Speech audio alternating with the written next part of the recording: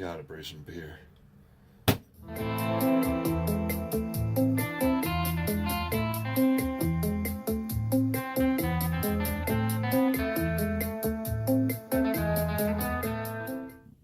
Good afternoon, gang. Actually, good morning, gang. It's the Drunkinone, and I'm out of beer. So, let's get started on brewing beer. Okay, today I am going to do my dry stout like I like to do. It's going to be a little bit different this time. I had him put in some oatmeal, so I'm doing the oatmeal stout, and why is that thing acting up already on me? Anyway, I'll have to get back with you on the details because the recipe isn't exactly like it was before. We took out one thing and added more of another, so we kind of did a little twist on it. So we'll see how it all goes. It is about it's 10:16 in the morning, and it's a little chilly out here, so you might not see me in the t-shirt too very long before I start to cover up a bit, but. Got a little cleanup to do around here because I didn't really do all the cleanup that I should have last time. And not to mention I did have a little problem with like a metallic flavor in my last beer, so I had to, I think they call it Passivation something. Anyway, I made a boo-boo. I scrubbed the brew kettle with a metal scrubby, and I guess that takes off a little protective layer that's in there that just naturally happens. So anyway, I'll try to remember to shoot a link in the descriptions to what I'm talking about there and how to get rid of it if it happens to you. Alright, anyway, so already a minute and 37 into this, and I really haven't said anything besides, hey, I'm about to brew. So yeah, let me get started. I gotta put some water in the HLT and get the mash tun off the refrigerator and put in the bazooka tube and stuff, and hey, let's get started. Yeah, gonna have a brew day. Alright guys. Oh yeah, I didn't wear a funny hat, did I? Alright, let's just have to do for this time. Maybe later, it's early yet. Alright, see you in a minute. Hey, I know you. Just kidding. Alright, so yeah, did a little math, and we ended up with needing 6.71 gallons of strike water because our grains were, here we go, our grains come up to be 10.75 pounds per 5 gallons. I'm doing a 10-gallon batch like I always do, and so we take that and multiply it times the 1.25 quarts per pound divided by 4 equals 6.71 gallons of water. And with all that being said, got me a new water filter. I don't know if I told you about it, showed you about it. This is like my second brew that I've done using the filter. It seems like it made a difference. I don't know. The last one was with my buddy Daryl, and it was just a lager, so you couldn't really hide much in there. And it seems like that made a difference, I guess. Well, we're gonna try it out with the stout. Of course, with the stout, you could brew with mud puddle water, and it wouldn't make a difference. But so yeah, this is it's a carbon filter, so it really takes everything out of there. We're on a well system, so we don't have chlorine, but so that's not an issue there. But it takes out any of the particulate that might have been in there, and so yeah, we're gonna see what it does. So yeah, I'm gonna get the water hot, and I'll be back. Starting to warm up already out here, which is a good thing. Yeah, I'm trying to get it done today. I've had the grains for a while, and to be honest, they've been in my truck riding around with me, and so yeah, I need to go in and get it brewed up because we're supposed to have some rain coming tomorrow. It's supposed to be warmer, but it's supposed to rain, so you know how it goes. And so here we are. Yeah, it's gonna be a beautiful day, like it always is when I brew. Not really, but I made that up, didn't I? All right. Yeah. Let me get on with the get-on, because I hadn't really done much, just a little math. And so, all right, I'll catch up with you. Okay. Yeah, so I got the water in there. It's heating up, and I did a little cleanup around here. Who else has to rake their brew area before they get started, right? Okay, I got the receipt, and I got the recipe, so yeah, let's see if we can figure out what happened, what we got going here. All right, this says... see if I can kind of remember. I'm not good at that, but I think we didn't do the barley. Okay, so we got 8 pounds of Irish Pale, and I'm seeing that. The way this is all done, it's kind of hard hard to figure out what is what. I'm not reading them line for line or something. Let me see. Okay, so we got the crystal, dark crystal. Check it. Crystal roasted barley. Oh, that's what it was. Okay, so we upped the roasted barley, and I think just got rid of the flaked barley. So we're gonna have a little more roast and a little less flake. That sounded stupid, didn't it? I'm not even in the screenshot. All right. Anyway, the original recipe, if you want to write it down, is 8 pounds of Irish Pale, 1 pound of dark crystal, 0.75 pounds roast, 0.75 pounds flaked barley, and a half a pound of chocolate. So I'm going to do the 10-gallon batch. Like I said, I'm going to do 5, obviously 2 fermenters. 5 is going to get cocoa nibs, if you can see that. And the other is going to be coffee, like lots of coffee. And so I think I'm going to do that after as like a dry hop of sorts, just kind of wait till it's done fermenting, and then just dump a bunch of black coffee in there, super dark black coffee. Maybe not a bunch of, but it's going to be strong is the point. I don't really want to get into the flavor. So I'm going to have, obviously, half with chocolate, half with coffee. Or I might change my mind and do both of them with coffee and one only with the cocoa, though, because I did it last time, but it's okay. I don't know if it's worth the money to do it that way, because like I said, we upped the chocolate in here and got rid of the I think the roasted barley and went more flaked, or vice versa. Heck, I don't know, but it's gonna be beer. I'm just rambling now already. Okay, so yeah, I'll gotta still do some more dishes and things like get over underway, and which is not focusing on the right thing. But so a little more dishes, and get the brew kettle back over to its original spot where it should be, and we'll go from there. Yeah, of course, I still gotta do some mashing too. I'd like to get the mash done down. Anyway, I got some more cleaning to do, and the thing is just dirty. Hey, I'm working on that. Okay, that's close up. Okay, so we're at like 181. I don't even know if y'all can see what I'm showing you. We're at 176 or so. Y'all know the drill. I'm going to open this valve, and then the one on the back side of this thing, and we're gonna fill it on up, baby. See the nice chocolate stuff in there, all the oatmeals, and so yeah, this is our grist. Pretty full, huh? All right, so yeah, we're gonna do the underletting thing like we always do. Nothing's changing. Just gotta keep it simple, boys. Keep it simple. And I gotta clean the lid to the thing and pop it on there because it's still a little chilly out. I don't know exactly what the temperature is, but it's still a little chilly. So yeah, that's what we're gonna do. This says 55 degrees.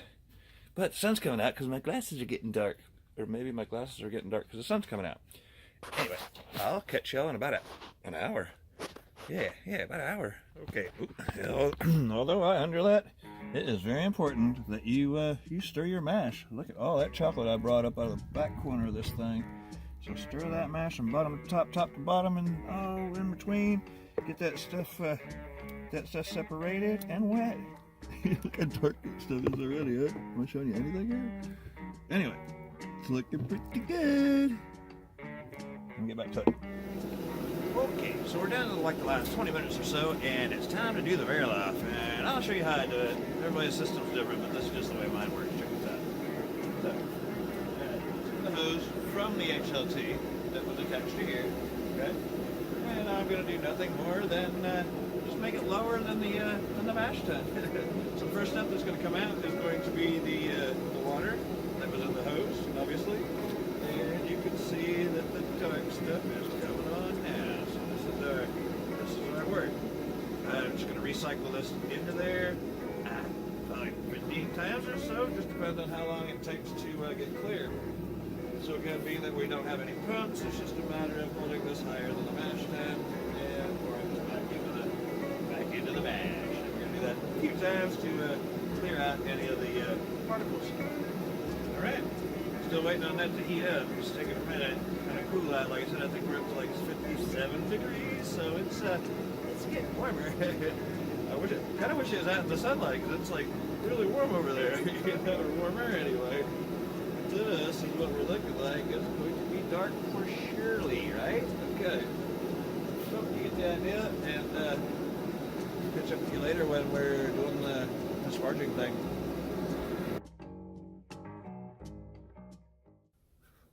Okay, that's weird when the music stops, you know, I'm doing these little bits of it, yeah. Okay, so, yeah, we are looking pretty good. You can see the color in the tube here is a lot different than what it was a while ago. We got most of it transferred over to the brew kettle. We're about here. Right about here. All is well. Yeah, I'm gonna get it just a little bit more. I checked the gravity, but then again, you know, I don't seem to trust this thing much anymore. Let me adjust the camera.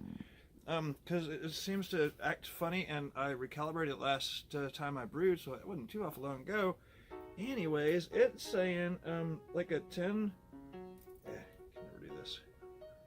A 1055. Yeah, it's like a 1055. Another question: why is the line not very defined on it much anymore? I don't know if I've never dropped this thing. Oh, other side. I've never dropped this thing, but for some reason the line isn't very vivid. Anyway, I'm supposed to be a 1043 original gravity. I'm showing that I'm already over, and I hadn't even started boiling yet, obviously.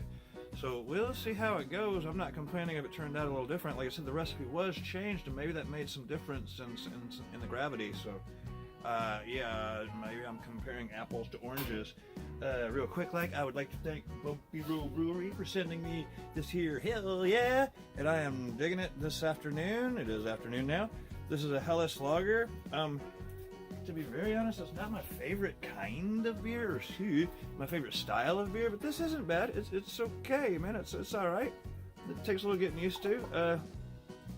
I'm not complaining. I'm just saying. It's quite effervescent, as you can see, or not, or whatever. I did end up putting another shirt on because, as the sun goes, it goes that way, and it's further away from where I'm at, and so, yeah, it got a little chilly. So, I'm just draining the rest of the mash tun out. Can't tell because it's below the grain level at this point, but, yeah, we're about to start the old boil. I have to move the propane tank over to this side, and, yeah, get started. We only have one hot drop in this, and it's going to be Target. And it's done at the 5-minute mark, or however you want to look at it, the 60-minute mark, which way you look at it. Soon after the boil, we'll pop it in. I did put the little hop spider thing in there. Really nothing to see. It's a lot of brown beer, or a really, really brown beer, or wort as it be. And yeah, we're about here, and so I'm just going to let it get a little bit more, and then start my boil. That way I'm not cooking the line that's in there, supplying the wort. Anyways, not again. Every time I look away, you know, I don't know, he's tracking my eyes or something. Or maybe I need to have it watch, they put the little square thing around there. Oh, I don't know. Okay. Cheers to Bumpy Road Brewery. Thanks again, sir. And yeah, we're about to start the boil. Right, homies. Been boiling for 5 minutes. About to dump in the two. If you're following a 5-gallon batch, only one, but otherwise we're doing 2 of these Targets. 2 Target, and I'm going to drop them into the hot spider thing. I'll show you, but it's really, you've seen it done before. I got my level up to about here right now, so it's way up there, just like I usually brew with them, just almost trying to jump out of there. So 1 ounce of Target, I mean 2 ounces of Target. Here's one, and get the other one open here, and here's the other. Easy cheesy, boys. Yeah, it's looking pretty good, looking pretty dark. It smells wonderful. Boy, I got just a little sample of the wort before I put it in the kettle, and it was so chocolatey. So it's like a damn chocolate bar. All right, and then I wanted to say thank you one more time to my buddy Jesse at Bumpy Road Brewery, Bumpy Road, and this is Hijack from Hobbs Brewing Company. It's a 6.1%. It is a wonderful IPA. Look at the glass lacing on that thing. I've been digging it. This is what got me through the hot break. This here beer. All right, guys. Continue the boil, and I'll get back with you when. That's the only hop drop. So I'll get back with you on the last bit. Probably have the work chiller in there, and got to dig up some carboys. Got one right there, but I need to dig up another carboy. Probably another carboy and a half by the looks of it, unless it boils down quite a bit. I'm 15.5 gallon keg full, and yeah, I'm probably about 14 gallons into it, so I'll probably lose one out of the whole brew. Out of the whole boil, but gonna need some vesicles. All right, see you in a bit. Right, gang. All right, we're finishing up right now. I decided to go with a fresh carboy for half of it, and then the other half is doing beer on beer, and whatever doesn't work, whatever doesn't fit in there, I'm going to put in the other little glass carboy over yonder way. Now we got our sanitized, sterilized, this and that, our Safefail 05, no rhyme intended. It's down to pitching temperature. It's cool enough. We have colder water now that it's winter-ish, and that's what we're going to do. Give it just a little spray to get the rest of it in there. Good old star sand. All right. And so that one's obviously already got the yeast. And as for this last one here, I've been growing some yeast, and so I'll just inoculate it. If I need the space at all, I'll inoculate it with a little bit of the yeast I've grown. So, alright, I guess that's it, gents and gentettes. I sure appreciate y'all for coming by. Hopefully this hasn't been too long and drawn out. And, again, thanks for coming by. Be sure to like, comment, subscribe, share, all those good things. And got more beer on the way, real quick, I'm gonna do the 5 with cocoa nibs. Actually, I'm gonna give a little sample later on, obviously, and then see if it needs the cocoa nibs. And if it does, I've got the cocoa nibs for the one, and the other one I'm gonna do with a bunch of strong coffee. Just brew up some strong coffee, cool it down to where it doesn't kill my little bugs, and pop it in the other one. So. And I think this is the second or third beer on beer I've done for this one, so this is probably going to be its last cycle. I'll just go ahead and go from there, just go ahead and go fresh. These aren't that expensive, and I'd sure hate to spend enough time to brew some beer and then it'd be wasted at the end of the whole thing because the yeast didn't work or some kind of infection or whatever. But I did, I stuck my nose in there, not literally, but I got a big whiff of it, and it seemed like it's yeast, so hey, and I've done beer on beer before. Anyways, I am out of here. Thanks for coming by and checking it out. I will try to get this up for the Homebrew Wednesday. If not, it'll be like a Homebrew Thursday. All right, guys. Cheers. Cheers to the Drunkinone, and adios. That's what I do. I say that adios thing. All right.